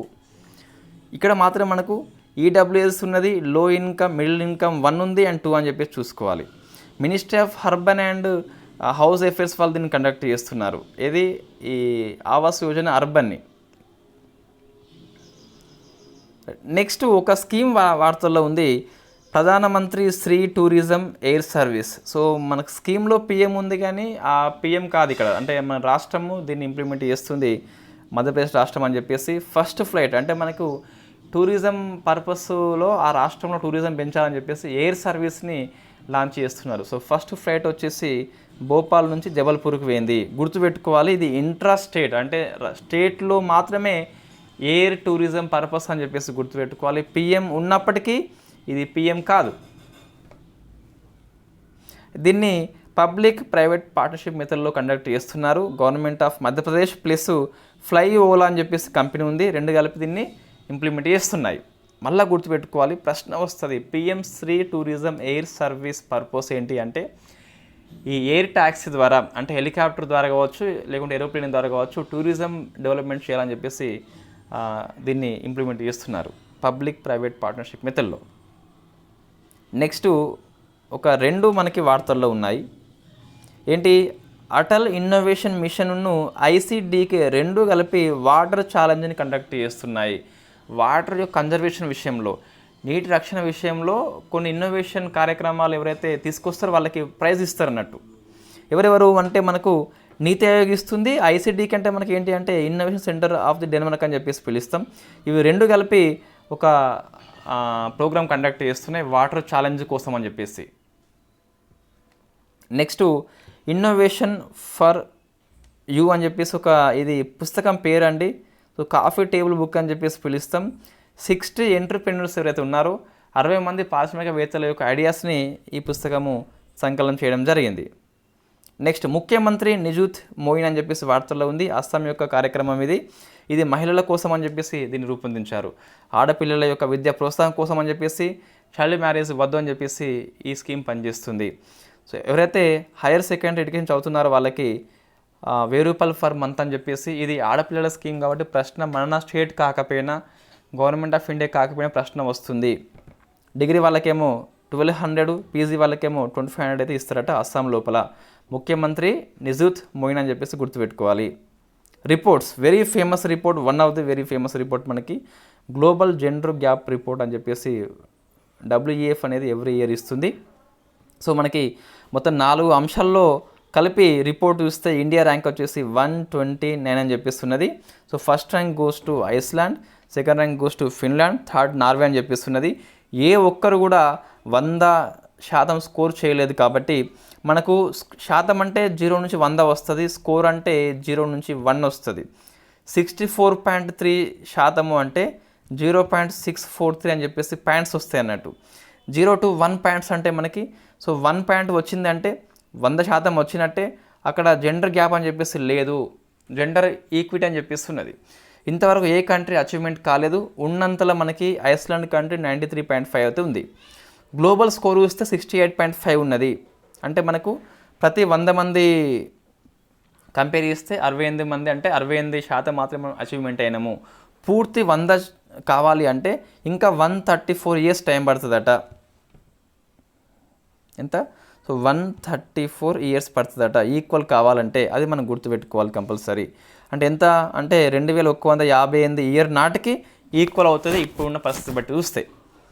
మొత్తం మీద so first rank goes to Iceland గుర్తుపెట్టుకోవాలి. ఇండియా ర్యాంక్ 129, లాస్ట్ ఇయర్ 127 ఉండే. సో 2 ర్యాంక్స్ పెరిగింది అంటే మనం వెనుకబడుతున్నామని చెప్పేసి చూసుకోవాలి. స్కోర్ ఎంత? 64.1% అంటే 0.641 అని చెప్పేసి గుర్తుపెట్టుకోవాలి. మొత్తం 4 డైమెన్షన్స్ ఉంటాయి. So economic, educational, health and political అని చెప్పేసి పిలుస్తాం. ఇండియా ర్యాంక్ అని చెప్పేసి 142, ఎడ్యుకేషనల్లో 112, హెల్త్లో 142, పొలిటికల్ కొద్దిగా మెరుగున్నాం 65 అని చెప్పేసి ర్యాంక్ అయితే రావడం జరిగింది. ఇక్కడ చూస్తే ఈ సౌత్ ఏషియా మనకి ఇన్ఫ్యాక్ట్ స్పెషల్గా హిందూ పేపర్లో వచ్చింది కాబట్టి బాగా ఫోకస్ చేయండి. సో ఫస్ట్ బంగ్లాదేశ్ ఉంది, second Nepal, third Sri Lanka, fourth Bhutan, fifth India ఉంది. నైబర్హుడ్ కంట్రీస్లో మనమే వెనుకబడ్డామని చెప్పేసి గుర్తుపెట్టుకోవాలి. So 5th place from south Asia, 129th from world అని చెప్పేసి చూసుకోవాలి. 146 కంట్రీస్కి రిపోర్ట్ ఇవ్వడం జరిగింది కాబట్టి లాస్ట్ 3 కంట్రీస్ రావు, కానీ ఒకసారి చూసుకోవాలి. Sudan last, second last Pakistan, third last వచ్చేసి చాద్ అని చెప్పేసి చూసుకోవాలి. ఇవి అపాయింట్మెంట్స్ అండి. సో జ్యోతి విజ్ ఫిక్ యొక్క డీసీగా, ఉపేంద్ర ద్వివేది ఆర్మీ చీఫ్గా, నేవీ చీఫ్ మనకి డీకే త్రిపాఠి అని చెప్పేసి పిలుస్తాం, ఎయిర్ ఫోర్స్ వచ్చేసి విఆర్ చౌదరి అని చెప్పేసి పిలుస్తాం. ఫిలిమోన్ యాంగ్ అని చెప్పేసి మనకు యుఎన్ యొక్క జనరల్ అసెంబ్లీ 79th సెషన్కి అధ్యక్షుడిగా ఎన్నికైండు, గుర్తుపెట్టుకోవాలి. కామరూన్ దేశం యొక్క మాజీ ప్రైమ్ మినిస్టర్ అని చెప్పేసి గుర్తుపెట్టుకోవాలి. సో థీమ్ ఏంటి మనకి, సెషన్ థీమ్ మనకి ఇప్పుడే అవసరం లేదు, ఇది సెప్టెంబర్లో జరుగుతుంది, బట్ ఒకసారి చూసుకోండి. నెక్స్ట్ చూస్తే పర్సన్స్ ఇన్ న్యూస్ అని చెప్పేసి ఉన్నది. పండిట్ రాజీవ్ తార్నాథ్ వార్తల్లో ఉన్నాడు, సరోది యొక్క విధ్వంసకుడితను, విద్వాంసుడు సౌలోస్ చిలిమా అని చెప్పేసి మాలవి దేశం యొక్క వైస్ ప్రెసిడెంట్, ఇతను మరణించాడు కాబట్టి వార్తల్లో వచ్చాడు. నెక్స్ట్ స్పోర్ట్స్ చూస్తే మనకి ఇన్ఫ్యాక్ట్ పూజా తోమర్ మహిళా వార్తల్లో ఉంది. First Indian to win UFC అని చెప్పేసి పిలుస్తాం, అల్టిమేట్ ఫైటింగ్ ఛాంపియన్షిప్ లోపల ఫస్ట్ విన్నరు పూజా తోమర్. నెక్స్ట్ 2025 జూనియర్ హాకీ ప్రపంచ కప్ ఇండియా హోస్ట్ చేస్తుంది. It is not very first time, అంతకుముందు 13లో ఢిల్లీ, 16లో లక్నో, 21లో భువనేశ్వర్ అని చెప్పేసి హోస్ట్ చేయడం జరిగింది. శృతి వోరా గుర్తుపెట్టుకోవాలి, 3 స్టార్ గ్రాండ్ ప్రిక్స్ ఈవెంట్లో గెలుచుకున్న మొట్టమొదటి భారతీయ రైడర్గా, ఇది హార్స్ రైడింగ్ అని చెప్పేసి పిలుస్తాం. సో ఫస్ట్ అమ్మాయి కాబట్టి గుర్తుపెట్టుకోవాలి, శృతి వోరా అని చెప్పేసి పిలుస్తాం. హార్స్ రైడింగ్లో ఫస్ట్ గెలుచుకున్నది ఈమె. నెక్స్ట్ పుస్తకం వార్తల్లో ఉంది. సోర్స్ కోడ్ మై బిగినింగ్స్ అని చెప్పేసి బిల్ గేట్స్ జ్ఞాపకాలని పుస్తకంగా మార్చింది అలెన్ లాన్ అని చెప్పేసి గుర్తుపెట్టుకోవాలి. బిల్ గేట్స్ జ్ఞాపకాలు ఇవి, ఇతనేమో రైటర్. నెక్స్ట్ ఒక కాన్ఫరెన్స్ మనకి వార్తల్లో ఉంది, ఇంటర్నేషనల్ లేబర్ అని చెప్పేసి జెనీవా హోస్ట్ చేసింది. తర్వాత తెలంగాణ కోసం చూస్తే మనకి ఒలింపస్ కేంద్రాన్ని USA అది, సో ఇన్ఫ్యాక్ట్ మన హైదరాబాద్లో దీన్ని ఏర్పాటు చేస్తుంది. మెడికల్ టెక్నాలజీ రంగంలో ఫేమస్ అని చెప్పేసి గుర్తుపెట్టుకోవాలి. అంతే, తెలంగాణ మనకి ఎందుకంటే ఎక్కువ లేదు, ఆర్టికల్స్ లేవు తెలంగాణ ఆర్టికల్స్ మనం స్కిప్ చేయట్లేదు, మొన్న గ్రూప్ 1 ఎగ్జామ్లో అన్ని కవర్ చేయడం జరిగింది. ఓకే రైట్, ఇది మన కరెంట్ అఫైర్స్. సో ఇది గ్రూప్ 1 వాళ్ళకైతే ఏ విధంగా ఉపయోగపడదు, ఇన్ఫ్యాక్ట్ గ్రూప్ 2 అండ్ గ్రూప్ 3 వాళ్ళకైతే చాలా బాగా ఉపయోగపడుతుంది. ABPS గ్రూప్ 2 మెయిన్స్ వాళ్ళకైతే పాలిటీ, ఎకనామీ అవన్నీ చదువుకోవాలి కంపల్సరీ, అప్డేట్స్ వచ్చినాయి కాబట్టి.